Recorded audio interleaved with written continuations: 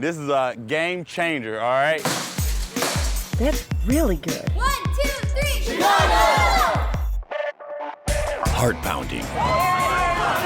Drenched in sweat. I like to go to school and say, I play hockey. And no excuses. That little voice will come and say, you get out of here and go exercise. These are the greatest workouts in America. This is crazy! It doesn't matter how old you are. Don't give up, no. Or if you hate going to the gym. At the end of the workout, I feel pumped. Sword swinging. It's not about not getting hit, it's about hitting them more than they hit you. Ninja training. A huge mental game. Ready to tackle any challenge. You just gotta wanna do it. Namaste with ghosts. Most people walk away calm, relaxed, and laughing. Get out there and get moving.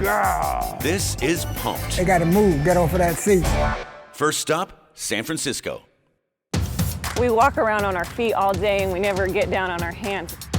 Animal flow is a bodyweight movement practice that pulls from several different other bodyweight practices out there and it brings it together in a way to promote stability, mobility, strength, endurance, and neuromuscular connection. One thing that I like about animal flow is you don't need a gym. You don't really need anything. You can just go down to the floor, connect, and get stronger and stronger day after day. At the end of the workout, I feel pumped. My name is Evelyn. And my name is Johnny. And we're instructors for Animal Flow. Flow for life. Animal flow is like strength. I always call myself like a body weight connoisseur, and getting down on the ground, being able to do push-ups at any given moment, gives me that confidence. But doing animal flow really instills more connectivity and more strength-based movement through motion and through plyometrics. So it's like a combination of all my favorite things. Animal flow right now, it's really catching on. I see more trainers using it, more people in the gym practicing it. Anybody can do it. I mean, young and old, all types of body types. Both of us have clients that are all across the spectrum. I got in the fitness industry because my favorite part of the day was waking up at 5 and going to the gym. And so I got my certification and started as a personal trainer, and I love it. It's changed my life, my training, and I can bring that to other people and change their life. Well, I've been in the fitness industry 10 plus years. I was in the military in 2007 to 2011 in the United States Navy. That's where I really found my love for fitness. This is a game changer, all right? Get on the ground, connect. Let's go, Animal Flow. I'll have Johnny get down onto all fours. Then we're gonna have Johnny tuck his toes and then bring your knees off the ground, just enough to slide a piece of paper. So right here, this is forward traveling beast, and Johnny is stepping, striding, and landing at the same time with the opposing limbs. Because it's a closed-chained exercise, his brain is connected to exactly what he's doing to his muscles, and this here is improving your gait as a human. The crab reach. What she's gonna do here, she's gonna have her feet hips width apart, her hands shoulder width apart, and her hands and feet pointed away from one another. She's gonna lift her hips an inch off the ground and go ahead and set what we call the 3-point crab. All right, so you're gonna bring her left arm to that center point and pushing through her heels of her feet and the palm of her hand, she's gonna lift her hips all the way up to the ceiling, creating this rainbow-like motion, and then she's gonna reach down to the ground with that upper hand as if the ground had a magnet and her fingers are connecting. Open it up here and open it up here. Go ahead, open up just a little bit more push. There we go. And then she's gonna bring the arm back first, and then using her hamstrings and glutes, she's gonna decelerate all the way back to that 3-point crab. Okay, and just to prove animal flows for everyone, Mr. Cameraman, it's your turn to get up here and try some animal flow. All right, let's do some lateral legs today. We're gonna come down into our deep squat. So we're gonna lower our hips as low as we can, trying to keep our feet flat on the ground. Now we're gonna tip into the balls of our feet and place your left hand in front of your right foot. And then your right foot about shoulder width apart. Shift the weight into your hands and then shift over. Getting your left foot and then back into your deep ape, shifting back. Awesome. Nice work. Animal flow. You gotta try it, you'll have fun, and your body will love you. Up next, the newest trend putting an unbelievable twist on the art of yoga.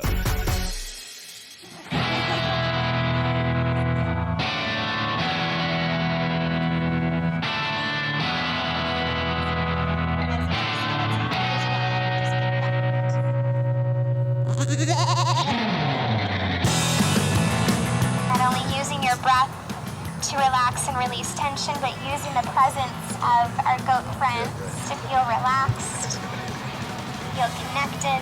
We have licensed professional yoga instructors. The goats tend to jump on you or lay down and sleep next to you. It's just a very rare interaction, and most people walk away calm, relaxed, and laughing.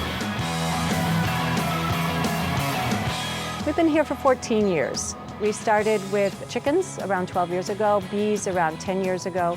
The goats started about 9 years ago. We were a hobby farm up until 2016. This is our third year to attempt to be a business. We're a seasonal dairy, so we start in May and we end in December.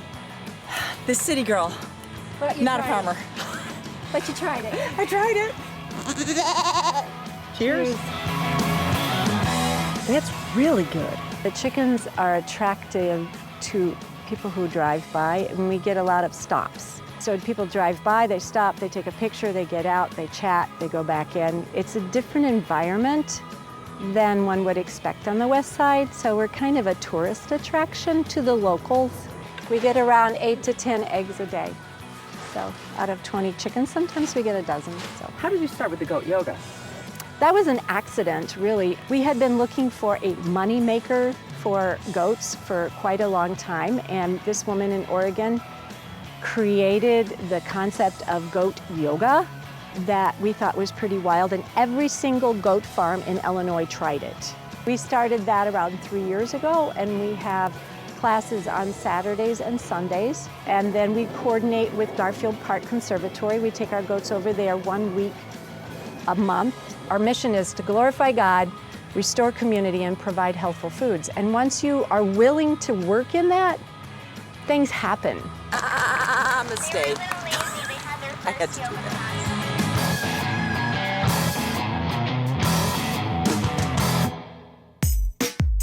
A World War II veteran is defying the odds and proving that age is nothing but a number. Did you know that man's 99? Try to stay active. Use the body. It's supposed to be used. That's next. And later, one fight club you can talk about. So we're hitting each other with real steel armor and real steel weapons.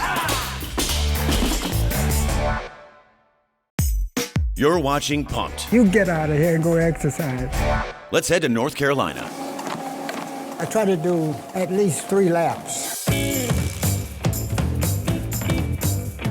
I was born in September 28, 1920.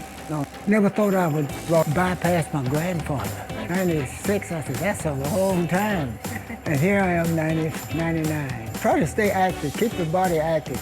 I used to do the 10 pound, then I went to the 12. He's dedicated to here when it's cold, when it's hot, it's raining, when most of us don't want to get up and come work out. I asked him one time if they open up at 7, but they said no, the government won't let them do it. You know, every now and then we'll have somebody that's new that has met him, and they'll come up, did you know that man's 99? And he's feeling it in the fitness room. It can be at home, and if I haven't exercised, I said, I'm going to put it off until tomorrow. That little voice will come and say, you get out of here and go exercise. I don't know where the voice is coming from, but that's what I hear something, but it's not vocal, but I can hear it. And I just get up and go exercise. Got rid of arthritis in my back like this. About 3 months of exercise. It went away and I didn't even know it. Try to do 10 of these. My service, I went to Germany, been in after the big invasion there in France. As soon as the war ended there, we thought we were coming home. No, they sent us over to Japan. We went there to fight, but we didn't have to fight because the atomic bomb dropped while we were on the way. That ended the war. It's about 5 minutes to do 1 lap. I stand up and do this. And I just have a belief that there's a higher being than man, you know. So I think if I keep that belief, I think I'll do all right. There's always hope. You have to believe it. Don't give up, no, that's the wrong thing to do. They got to get started. They got to move, get off of that seat. That's it.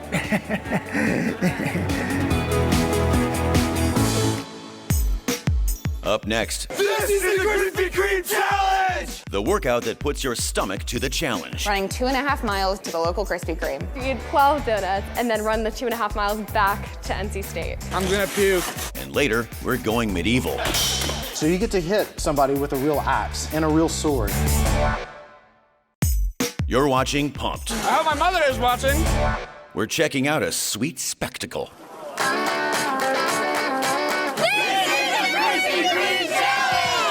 This is the Krispy Kreme Challenge! This is crazy!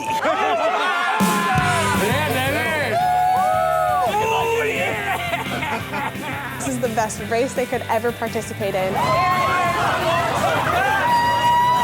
The Krispy Kreme Challenge is a charity race organized 100% by NC State students. You are tasked with running 2.5 miles to the local Krispy Kreme. You have to eat 12 donuts. And I mean all 12. As fast as you can. And then run the 2.5 miles back to NC State to kind of test your physical and gastrointestinal skills. I'm gonna puke. Oh, I feel like I'm gonna throw up. I think I might be able to get 8 this year. I hope my mother is watching. I'm not a man with a large stomach. A little sick. I'm feeling great. I didn't eat one. This is the hardest part by far. I covered it with water and smushed it to get the sugar off. Most of it ended up in my hand, but it's fine. Definitely a game changer. The Krispy Kreme Challenge is a charity race organized 100% by NC State students who dared one another that they couldn't travel the 2.5 miles to the local Krispy Kreme, eat 12 donuts, and run back. And it was a race. Since its inception, it's grown so much. Members of the community will come from far and wide. Halfway home, most of the elephants survive. It brings us back every year. We drove 6 hours from Atlanta to come here. It's our 11th year. Come down from Syracuse every year for the challenge. Every year, a different costume. This year, we're old, fat wrestlers. It's challenging, but it's super fun, and it's all for a great cause. We're running for Tucker. He's in the UNC Children's Hospital. His brother Mateo makes these capes and runs races. All the proceeds go directly to the UNC Children's Hospital, which is a hospital that treats children regardless of their family's ability to pay. We estimate the check amount on race day and present it right before the race. It's really exciting. We are their largest unrestricted donor. We've donated over $1.67 million to date. We get representatives, patient ambassadors from UNC Children's who come and judge the costume contest. And I think some of their favorites tend to be Disney princesses and really crazy out there costumes. We have a lot of grouped costumes, which we love. We're addressing the pink elephant in the room, which is women's health. We're gonna add it back with our Addy elephants. The streets of Raleigh look more decorated or more costumed out on Krispy Kreme Challenge Day than on Halloween. People came dressed in full face paint with wigs, and it's incredible. So it's always fun to see what people come up with for costumes on race day. What's the other side say? We saw the donuts, we ate them up, and then we took them down for the count.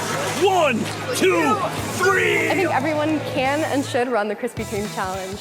It combines physical activity and a great food in North Carolina, and it shows what a local community can do with a common goal in mind. Last bite. Put down the donut and grab a sword for this next story. You don't target the foot. You don't target the back of the knee. You don't do a vertical strike to the spine, and you don't do a lateral strike to the neck. Outside of that, the rules are pretty much anything goes. I'm gonna die today.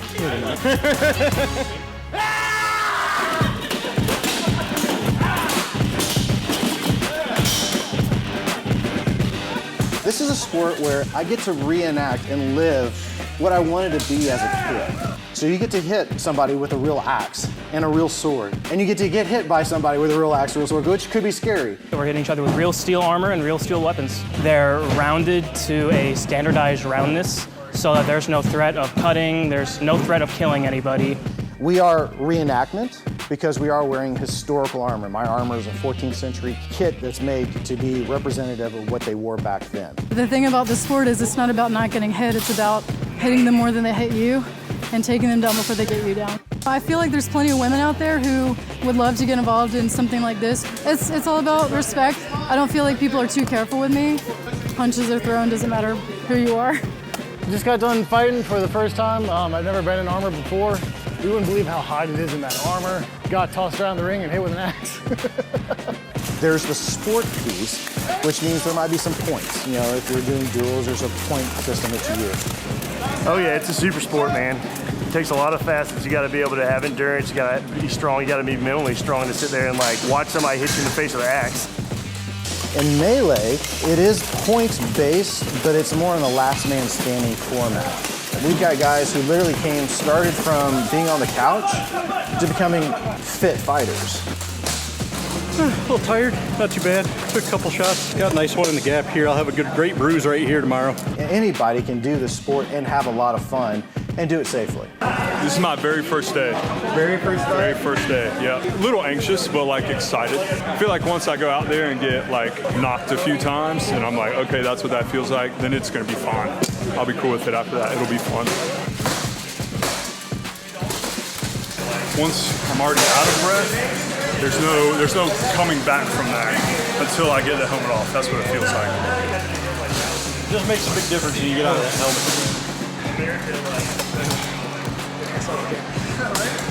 How do you feel? How do you feel? Feel good.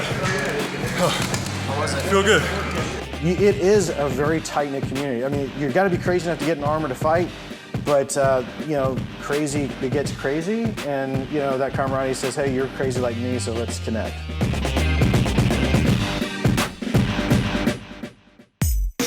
Later, hockey isn't just for boys. A group of girls breaking barriers on the ice. I love watching my daughter play hockey, and I'm really proud of her. When I skate, I just feel free.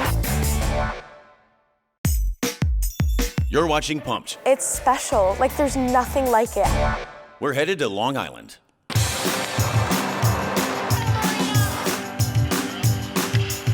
Skating on ice, scoring some goals, and maybe occasionally taking a fall, I can only be talking about the sport of ice hockey. And these players are breaking down stereotypes, playing like a girl. So who was this on?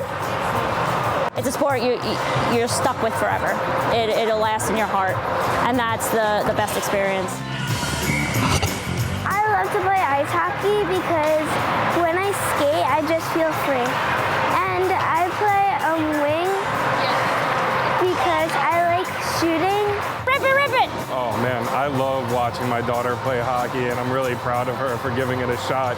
She definitely got a little bit of a hard time about it from some of her relatives, but she really believed in herself and wanted to do it, so she just stuck with it, and she's really enjoying it. So guys, if you're playing wing, you want to be up against the boards, right? Hang out down there, and then when the defense comes around, they can rip it up the boards, and that's where you'll be. I love that she is getting to know other girls that are growing in the community of hockey, and I love that she's on the New York Rangers, because we're all New York Ranger fans. I think that it's just good that they're starting to get excited to start playing with other girls and not just going to school like saying I'm afraid of doing this because it's a boys' sport. I like to go to school and say I play hockey. This is the opportunity I wish I had as a kid. Who knows what would have happened if I'd been introduced to ice hockey when I was a little kid, and now we're giving opportunity to these girls. I told them before our first game that they're not only playing hockey, but they're giving opportunity to other girls. I think they should try because, like, even if they fall, they can get back up, and once they know how to, it's more enjoyable and it's nice. I think that these girls can do anything that anybody else can do. Ice hockey is special for them, and I think they're special for ice hockey.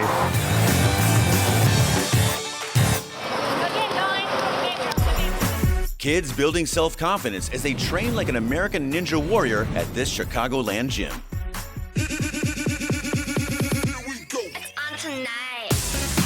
For lack of a better word, it's a big playground.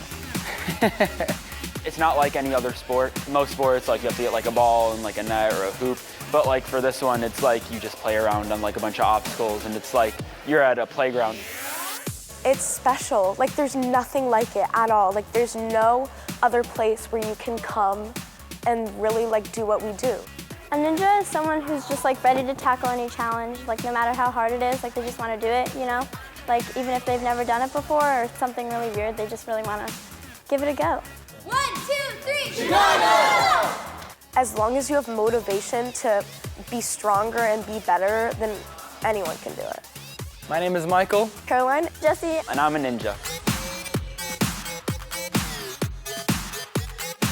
I've been on American Ninja Warrior for the last 4 seasons. I started when I was 21, and every season is something new. I get butterflies every single time. I get the same nerves every single time. And the whole elite team itself is catered to the kids who want to compete, who want to test their skills in ninja competitions, and one day on American Ninja Warrior. In 2018, I got selected to be one of 64 13 and 14-year-olds to go out to Los Angeles to compete on the first ever season of American Ninja Warrior Junior. I got to meet so many other people that love the sport as much as I do, because like around me, like there's not many people that have like the same love and passion for it. So to be able to meet other people and then also compete against them and with them is truly amazing. We really focus on bettering ourselves as a ninja per se, but also bettering ourselves as a person. Like, I've learned so many things here, not just related to ninja. Training as a ninja, you can say, is pretty much hanging on whatever you can. We do a lot of efficiency training. That means getting on and getting off an obstacle as quickly and as fast as you can, really. Using as little energy and hanging for the least amount of time as possible. Being smart with our moves and being powerful where we have to. So it's a huge mental game as much as it is a huge physical game.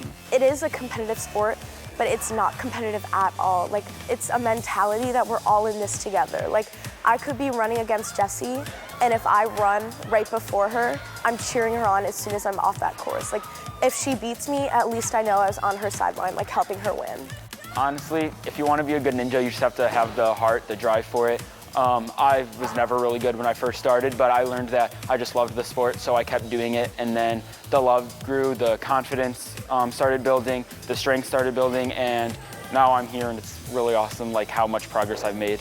And it's just like, you just gotta wanna do it, you know? That's the first step, and after that, it's just getting out there and hitting the course. Have a favorite spot to get pumped? Tell us on social media.